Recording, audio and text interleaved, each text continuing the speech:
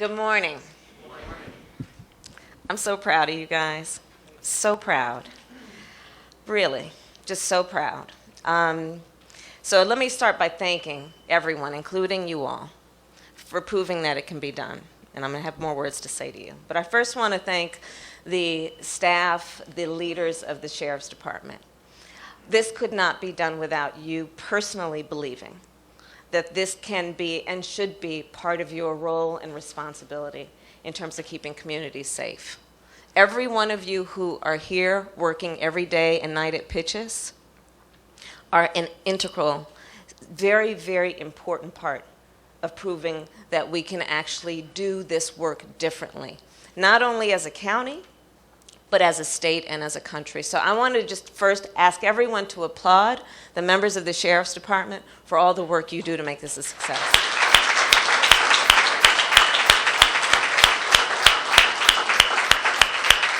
Because if these women and men didn't believe in it, y'all wouldn't be here right now. I want to thank the members of my staff of the California Department of Justice, and in particular, Monica Ramirez and Sharon Owsley and Linda Danley.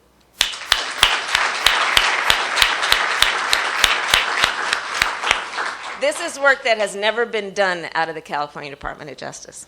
Never been done before in the hundreds of years of the history of the office. And again, in particular, these three, and many more who aren't on the stage, believe in what we can do to reform the criminal justice system in this country. But again, it's about individuals believing in what can be done. And the power and the force of their belief can change systems and can change the way our country actually does its work. So that's the power of these individuals, those individuals, and you as individuals. And I want to thank in particular also the great sheriff of the County of Los Angeles, Jim McDonald, before he even ran to become sheriff, was talking with me extensively about how he believed under his leadership the Los Angeles Sheriff's Department could play a role in a discussion that is happening at the White House. He and I have talked about it. We've talked with the President of the United States. People saying, let's look to Los Angeles as the place where this can happen as a model for the rest of the country. But again, it's the leadership of somebody like Sheriff McDonald that actually makes it happen, that makes something that goes from a good idea and a discussion to actually making it real. So I want to thank you, Jim.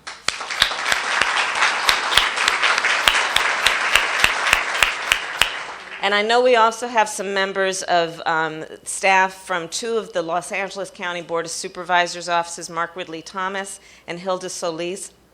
Please send them back greetings. They wanted to be here this morning, but they're in a board meeting. But I'll tell you, their support of Back on Track Los Angeles is also critical because, of course, we need to get the funding to the Sheriff's Department to be able to do the work of opening up the next pod. We've got one pod. We plan on making this bigger. And so we want to thank the County Board of Supervisors for their support. So let's talk about this celebration. This is truly about a celebration of the courage of individuals to be committed to change, to changing course, to changing the track and getting back on the right track. And it takes a lot of courage to be committed to change. So I talked about that in terms of leadership, right? To do something differently, that takes courage because there is a risk. The risk is if you change things up, you might fail. Better to go with things like they've always been because you know how to do it that way than to try and change it up with the risk that you might fail. You all have the courage to change. Because it takes work, and it takes an ability to know that you might take a step back, but you'll then stand up and take 2 steps forward. And that's what you as individuals have done. It's the courage to change. And you know, now we wanted to have this celebration in the first week of the new year. You know, there's something about the new year. All of us will often think about making New Year's resolutions. This is a fresh new year, and this is how I'm going to do things a little differently with the hopes of being a better person. And so this celebration is part of our collective New Year's resolution. to keep doing this because we know this is about how we can be a better community. Now, I stand before you as the top cop of the biggest state of this country. And let me tell you why I'm doing this. I'm doing this because I absolutely know, as a career prosecutor, this is how we will keep communities safer. Right? I have personally prosecuted everything from low-level offenses to homicides. What I know is this. For so long in our country, we have been offered a false choice about what makes for good criminal justice policy. The false choice suggests that you're either soft on crime or you're tough on crime, instead of asking, are we smart on crime? And what does smart on crime mean? It means knowing what the public health model tells us. So the public health model has been tested and true around epidemics, health epidemics. But let's just put in there crime epidemics. The public health model tells us you want to deal with something like Ebola, you want to deal with something like a flu epidemic, the smartest way to prevent it is to focus on prevention first, right? Get those shots, do what we need to do, wash your hands. Prevention first. If the sniffles take on, early intervention. Let's get in there, identify that we might have a problem, and get to it right away. But if we're dealing with that epidemic in the emergency room or the prison system, it is far too late and much too expensive and quite ineffective. So Back on Track LA is about being smart on crime. It's about understanding that yes, in California we have, like many states in this country, a high recidivism rate, meaning known offenders, people who have committed a crime, are very likely to reoffend after they get out. 60% in California will reoffend when they get out. Well, that's not smart. A system that is designed with a 60% rate of failure is not a smart system. And so part of what Back on Track LA is saying, let's step back and look at those numbers and figure out how we can change those odds. Because it's just not smart. It's too expensive in terms of what it does to a community and what it does to our state budget. So Back on Track LA is about saying, let's be smart. And let's realize that even if we don't know anyone who's in the program, if you live in a community and you want to be safe, it is smart for you to care about the success of these men. Even if they're not your relative, it is smart for you to care about the success of these men and be prepared to put resources into knowing who they can be. That's part of what Back on Track LA is about. Back on Track LA is also about, and we've talked about this before, an age-old concept that transcends religions and cultures. And the concept is the concept of redemption. And what does redemption suppose? It understands that everyone at some point will make a mistake. And for some of us, that mistake will rise to the level of being a crime. And yes, there should be accountability and consequence for that. But once that has been paid, isn't it the sign of a civil and just society that we will allow folks an ability to earn their way back? That's what Back on Track is about. And so it has been said that you're going to return to your same neighborhoods, many of you, from which you came, and you're going to be tested. But part of what you know the process of Back on Track LA has been about is preparing you for that. Because it's predictable what's going to happen, right? It's actually predictable. So part of what you have been consciously and maybe somewhat unconsciously being prepared for is to go back to a situation where you may have changed, but nothing else may have changed. And so figuring out how you're going to adjust to that as a new person, still yourself in terms of all that is great about you, but now thinking a different way.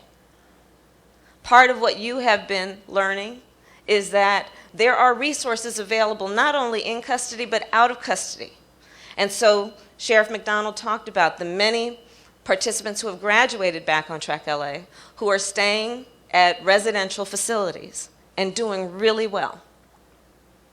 Part of what you are learning is there are resources out there around how we are going to enhance and support your job skills. So the skills that you have, we want to grow. And for those of you who may not have held down a job in any permanent way, we want to help you be able to do that. Back on Track LA has been about focusing on your education. Just because you might have committed a crime doesn't mean you're stupid, right? We know you're smart. We know you're smart. So part of Back on Track LA has been about saying, let's focus on education and feed folks' brains. And in fact, in this class, there are 10 who received their high school diploma during the course of this process. In fact, will you raise your hands? There we go.